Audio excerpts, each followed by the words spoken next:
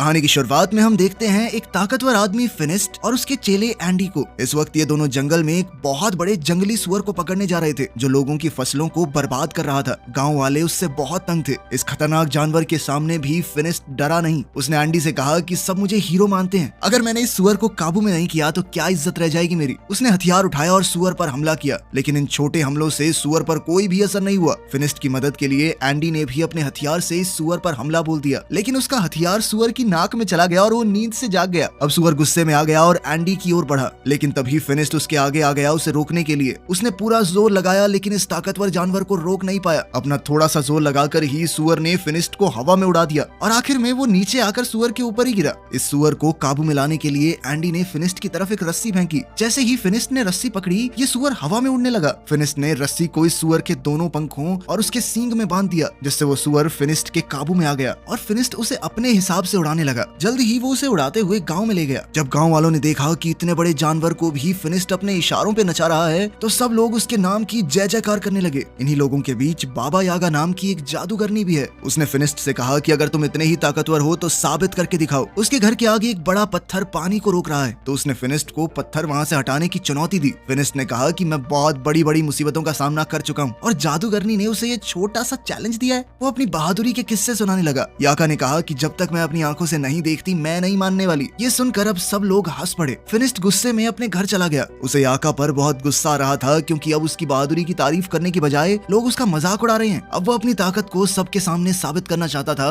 जिससे लोग फिर से उसकी वाहवाही करने लगे। एंडी ने सलाह दी कि ऐसा करने का एक रास्ता है। सामने जो टावर है ना, ऐसा माना जाता है कि वहाँ एक राक्षस ने एक बेहद खूबसूरत लड़की को कैद कर रखा है और वो लड़की एक राजकुमारी है। अगर तुमने उस राक्षस को मारकर राजकुमारी को आजाद कर दिया तो पूरी दुनिया में तुम्हारा नाम गूंजेगा। फिनिस्ट ने तय कर लिया कि वो इस राक्षस से जरूर लड़ेगा। रात होते ही फिनिस्ट और एंडी उस टावर की ओर निकल पड़े। वहां पहुंचकर उसने देखा कि यहाँ पहले से ही कुछ योद्धा इस राक्षस को हराने आए थे, लेकिन वो लोग मशहूर होने यहाँ नहीं आए। वो तो राजकुमारी को बचाकर उससे शादी करना चाहते हैं। उन सब ने फिनिस्ट से पूछा कि अगर उन्होंने मिलकर राक्षस को हरा दिया तो राजकुमारी किसे मिलेगी। इस बात पर फिनिस्ट ने कहा कि मुझे नहीं चाहिए ये राजकुमारी, मैं तो बस यहाँ पे नाम कमाने आया हूँ। अलग जाकर फिनिस्ट ने एंडी को बताया कि वो उस राक्षस को अकेले मारना चाहता है, इसलिए वो सुबह का इंतजार नहीं करेगा। ये कहकर वो टावर के अंदर खिड़की से चला गया। वहाँ पहुँचते ही फिनिस्ट को वो खूबसूरत राजकुमारी मिली। उसने फिनिस्ट से कहा कि क्या तुम भी मरने के लिए आए हो। फिनिस्ट ने कहा कि मैं तुम्हें बचाने आया हूँ। ये सुनकर लड़की भाग के अंदर चली गई। उसे रोकने के लिए फिनिस्ट ने उसका हाथ पकड़ लिया। राजकुमारी ने अपना हाथ छुड़ाया और एक पिलर के पीछे चली गई। तभी पीछे से एक सांप ने फिनिस्ट पर हमला कर दिया। फिनिस्ट इस सांप से लड़ने लगा। तभी फिनिस्ट को समझ आया कि ये कोई आम सांप नहीं है, बल्कि उस राक्षस की पूंछ है जिससे लड़ने वो यहाँ आया है। ये देखकर उसने पहले तो राक्षस पर खूब हमले किए, लेकिन जब कोई वार काम नहीं आया तो फिनिस्ट ने उस राक्षस की दुम यानी उसके सांप वाले मुंह को हाथ में पकड़ लिया और अपनी पूरी ताकत से इस सांप के मुंह को चीरने की कोशिश की। लेकिन जैसे ही फिनिस्ट ने उसका मुंह अपने हाथों से खोला, सांप ने फिनिस्ट की आंखों में थूक दिया और अब फिनिस्ट को नजर आना बंद हो गया। वो अंधा हो गया। अंधा होने पर भी फिनिस्ट ने हार नहीं मानी और अपने पैर से टटोल कर अपना हथियार ढूंढ लिया। अब फिनिस्ट ने दोबारा उस राक्षस पर हमला किया, लेकिन वो राक्षस गायब हो गया। फिनिस्ट ने इतने हमले किए कि टावर टूटने लगा। टावर टूटने के शोर से सभी योद्धा भी जाग गए। वो सभी टावर से गिर रहे मलबे के पास आए। इन योद्धाओं को ना राजकुमारी दिखी ना ही राक्षस, बस दिखा तो मलबे के नीचे दबा हुआ फिनिस्ट जो धीरे धीरे उठ रहा था। जब एंडी को पता चला कि फिनिस्ट अपनी आंखें खो चुका है तो वो उसे वहां से ले जाकर घर छोड़ आया। फिनिस्ट अपनी आंखों को खोकर बहुत गुस्से में था। वो बहुत चिड़चिड़ा हो गया था। उसकी ये हालत एंडी से देखी नहीं गई। एंडी मदद के लिए बाबा यागा के पास गया। उसने बाबा यागा को सब कुछ बताया कि फिनिस्ट के साथ क्या हुआ, लेकिन बाबा यागा ने मदद करने से साफ मना कर दिया, क्योंकि जब वो मुसीबत में थी तो फिनिस्ट ने भी उसकी मदद नहीं की थी। ये बात जब फिनिस्ट को पता चली तो वो बहुत उदास हो गया। इसी तरह वक्त गुजरता रहा। अब एंडी ने भी फिनिस्ट के पास आना बंद कर दिया था। वो अपने सारे काम बहुत मुश्किल से कर पाता। बाहर जाकर खाने पीने का सामान खरीद कर लाता, लेकिन बच्चे उसके फल चुरा लेते। अब उसके पैसे भी खत्म होने वाले थे। एक दिन एंडी फिनिस्ट के घर आया तो उसने गुस्से में एंडी से कहा कि उसके पास एंडी के लिए कोई काम नहीं है, तो तुम एक काम करो, कुछ और ढूंढ लो। ये सुनकर एंडी वहां से चला गया। बीतते समय के साथ फिनिस्ट के सारे पैसे खत्म हो गए। अब वो दिन आ गया कि फिनिस्ट बाजार के सड़े गले फल खाने लगा। ऐसे ही एक दिन जब उसे सड़ा गला फल भी नहीं मिला तो वो अपनी टोकरी लेकर बाजार में बैठा रहा। बाबा यागा वहाँ से गुजर ही रही थी कि तभी उसने फिनिस्ट को देखा, तो उसने अपनी टोकरी से कुछ खाने का सामान फिनिस्ट की टोकरी में डाल दिया। इससे पहले ये दोनों कुछ बात करते गाँव पर कुछ लुटेरों ने हमला कर दिया। ये लुटेरे गाँव के लोगों को मारने लगे। फिनिस्ट देख तो नहीं सकता, लेकिन उसे अच्छे से सुनाई दे रहा था कि कैसे लोग मर रहे हैं, तड़प रहे हैं। जैसे ही लुटेरे उसके पास आए उसने आवाज सुनकर वापस उन पर हमला किया। कुछ देख ना पाने के बावजूद भी सिर्फ आवाज के सहारे वो 2-3 डाकुओं से एक साथ लड़ रहा था। एक दूसरे डाकू ने फिनिस्ट पर रस्सी फेंकी, लेकिन फिनिस्ट ने ये रस्सी पकड़कर डाकू को घोड़े से नीचे गिरा दिया और फिर उसे अपनी तरफ खींचकर उसकी खूब धुलाई की। लेकिन कुछ डाकुओं ने पीछे से उस पर हमला किया और वो वहीं बेहोश हो गया। जब उसे होश आया तो वो एक शिप में था। उसकी गर्दन और हाथों को एक लकड़ी में बांधा गया था। इस जहाज में बाबा यागा और गांव के काफी सारे लोग भी थे। फिर हमने देखा कि एंडी भी यहाँ है। वो जहाज में आजाद घूम रहा था। बाबा यागा ने पूछा कि तुम आजाद कैसे घूम रहे हो? तो उसने कहा कि मैंने इन डाकुओं को यकीन दिला दिया है कि मैं इनकी तरफ ही हूँ, मैं इनकी मदद करूंगा। साथ ही वो गाँव वालों के ऊपर डाकुओं के लिए नजर भी रखेगा। एंडी के पास इस वक्त एक सोने का चिराग है जो उसने डाकुओं से चुराया था। उसने कहा कि वो इस चिराग को बेचकर खूब पैसे कमाएगा। जैसे ही एंडी ने इस चिराग को रगड़कर साफ किया तो उसमें से एक जिन बाहर निकला। उसे देखकर सब घबरा गए, यहाँ तक कि एंडी भी। नीचे का शोर सुनकर एक डाकू वहाँ आ गया, लेकिन जिन ने इस डाकू को मारकर ऊपर फेंक दिया। जब जिन एंडी के पास गया उसकी ख्वाहिश पूछने, तो एंडी ने कहा कि वापस चिराग में चले जाओ, और वो जिन दोबारा से चिराग में चला गया। ऊपर से एक डाकू आया और एंडी के गले पर तलवार तान कर अपना चिराग उससे वापस ले लिया और कुछ ही देर में ये जहाज अरेबिया पहुंचा। गांव से लाए हुए सभी लोगों को गुलाम के तौर पर बेचने के लिए खड़ा कर दिया गया। वहाँ एक नकाबपोश आदमी आया और उसने फिनिस्ट, बाबा यागा और एंडी को खरीद लिया। वो उन्हें अपने महल में ले गया। वहाँ पहुँचते ही सभी लोग इतना बड़ा महल देखकर हैरान रह गए। इस महल में रोबोट काम कर रहे थे। हालांकि ये बहुत ही पुराना जमाना है। तभी उस आदमी ने अपने चेहरे से नकाब हटाया। उसने कहा कि हैरान मत हो, मैं एक साइंटिस्ट हूँ और ये सभी रोबोट उसी ने बनाए थे। इस आदमी ने बताया कि उसने और भी बहुत सी मशीनें बनाई हैं जिससे इंसानों का काम आसान हो सके। फिनिस्ट ने इस आदमी को अपनी कहानी बताई कि कैसे वो पहले एक बहुत ताकतवर योद्धा था और अंधा होने के बाद उसकी जिंदगी नर्क हो गई। साइंटिस्ट ने कहा कि मैंने तुम्हारे और बाबा यागा के बारे में सुना है। यह आदमी गुलामों को खरीद कर उन्हें आजाद कर देता है। जैसे ही खाने का वक्त हुआ, साइंटिस्ट ने अपने रोबोट से खाना मंगवाया। ये देखकर तो सब लोग बहुत इंप्रेस हो गए। इन सबको लगा कि ये कोई जादू है, लेकिन साइंटिस्ट ने बताया कि ये कोई जादू वादू नहीं है, मैं पिछले 500 साल से इनके ऊपर काम कर रहा हूँ। ये सुनकर यागा हैरान हो गई और कहा कि तुम 500 साल से इतने जवान कैसे हो? इस पर साइंटिस्ट ने कहा कि मैंने एक ऐसा केमिकल तैयार किया था जिसे पीकर लोग हमेशा के लिए जवान बने रह सकते हैं। अब वो उन तीनों को अपनी लैब दिखाने ले गया। वहाँ जाकर फिनिस्ट ने पूछा कि तुमने ये केमिकल कैसे तैयार किया और क्या उसे पीकर मेरी आंखें भी वापस आ सकती हैं? साइंटिस्ट ने कहा कि उससे तो नहीं हो पाएगा, लेकिन मेरे पास एक दूसरी चीज है। उसने फिनिस्ट को एक चश्मा पहनाया जिससे उसे दोबारा सब कुछ दिखने लगा। साइंटिस्ट का मानना था कि साइंस की मदद से कोई भी चमत्कार किया जा सकता है और जो लोग जादू का इस्तेमाल करते हैं वो दुनिया को नुकसान पहुंचाते हैं, और इन नुकसान पहुंचाने वाली चीजों को खत्म करने के लिए ही उसने एक मशीन बनाई है। अपनी बात को साबित करने के लिए उसने वो चिराग निकाला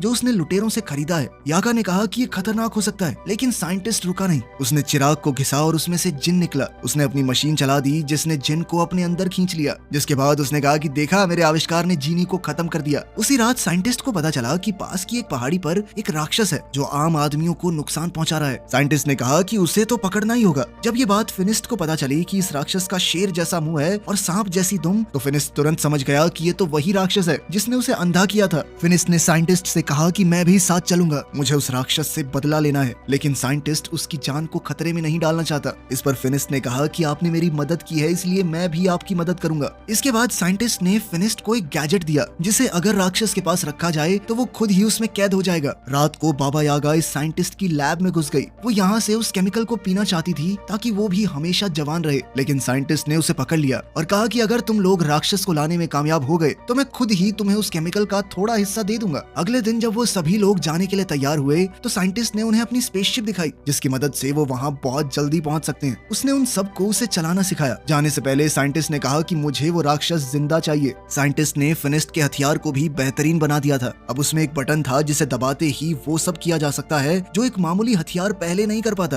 अब उन्होंने उस उड़न तश्तरी में बैठकर अपना सफर शुरू किया और जल्द ही ये लोग उस पहाड़ी पर पहुंच गए जहां वो राक्षस है। काफी देर तक ढूंढने के बाद आखिरकार फिनिस्ट को उस राक्षस के पांव के निशान मिल गए। वो निशान एक गुफा के अंदर जा रहे थे। फिनिस्ट ने साइंटिस्ट की मशीन इस गुफा के बाहर रख दी। फिनिस्ट जानता था कि उसे राक्षस को मारना नहीं है, सिर्फ कैद करना है, इसीलिए वो बड़े आराम से अंदर गया और अपने हथियार से राक्षस को ललकारा और फिर वो बाहर आ गया। जैसे ही वो बाहर आया तो उसका सर एक पेड़ से टकरा गया जिससे वो वहीं पर बेहोश हो गया। राक्षस भी गुफा से बाहर निकल आया। इससे पहले राक्षस फिनिस्ट को कुछ नुकसान पहुंचाता, बाबा यागा ने जल्दी से उस मशीन को एक्टिवेट कर दिया। उस मशीन के अंदर से बहुत सारी चेन बाहर आई और राक्षस को खींचकर अंदर ले गई। फिर यागा ने लिवर दोबारा से दबाया और मशीन बंद हो गई। कुछ ही देर में फिनिस्ट को भी होश आ गया और अब वो सब लोग मिलकर वापसी का सफर करने लगे। सफर बहुत लंबा था, इसीलिए ये लोग रात को बीच रास्ते में ही आराम करने लगे।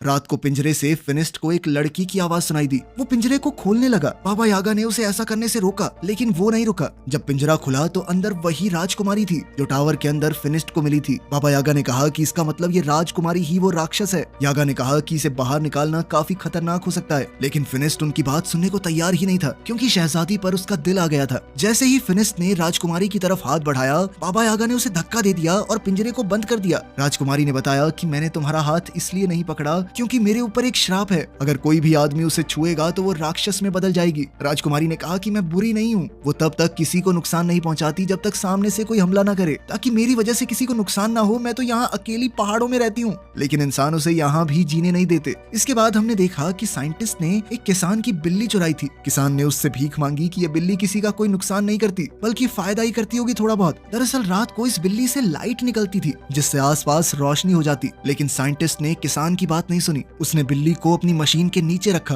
ये मशीन किसी भी चीज की जादुई शक्तियों को खींच लेती है, और इसी तरह इस मशीन ने बिल्ली की जादुई ताकत भी खींच ली और फिर बिल्ली को जादू से एक केमिकल में बदल दिया, जिसे साइंटिस्ट ने अपनी तिजोरी में रख दिया। यहाँ साइंटिस्ट ने बहुत सारे केमिकल्स पहले से इकट्ठा कर रखे थे। वहाँ राजकुमारी और फिनिस्ट एक दूसरे से प्यार करने लगे थे। बाबा यागा और एंडी इन दोनों को कैद करके साइंटिस्ट के पास ले जाने लगे। ये लोग जब साइंटिस्ट के महल में पहुंचे तो दूर खड़े होकर ही साइंटिस्ट को देखने लगे। उन्होंने देखा कि साइंटिस्ट ने एक जादुई परिंदे का सारा जादू खींच लिया और उससे बने केमिकल को अपने रोबोट्स में डाल दिया। इसका मतलब था कि ये रोबोट साइंस से नहीं बल्कि जादू की मदद से चल रहे हैं। वो इन सारे केमिकल्स को सभी जादुई चीजों से निकाल रहा है। इसके बाद बाबा यागा बहुत गुस्से में उसके सामने पहुंची। उसने कहा कि तुम झूठे हो, ये रोबोट कोई आविष्कार नहीं है बल्कि जादू से चलने वाले पुतले हैं, जिसका मतलब है कि तुम्हारी उम्र भी जादू से ही लंबी हुई है। वो जादू जो साइंटिस्ट ने मासूम जानवरों को मारकर हासिल किया है। ये सुनकर साइंटिस्ट को गुस्सा आ गया और उसने कहा कि मेरा सच जो भी जान जाए वो जिंदा नहीं बचता। इसके बाद बाबा यागा और एंडी डर कर वहाँ से भागने लगे। बाबा यागा ने फिनिस्ट और शहजादी को भी आजाद कर दिया, क्योंकि वो जान गई थी कि ये साइंटिस्ट इस राजकुमारी के साथ भी यही करेगा।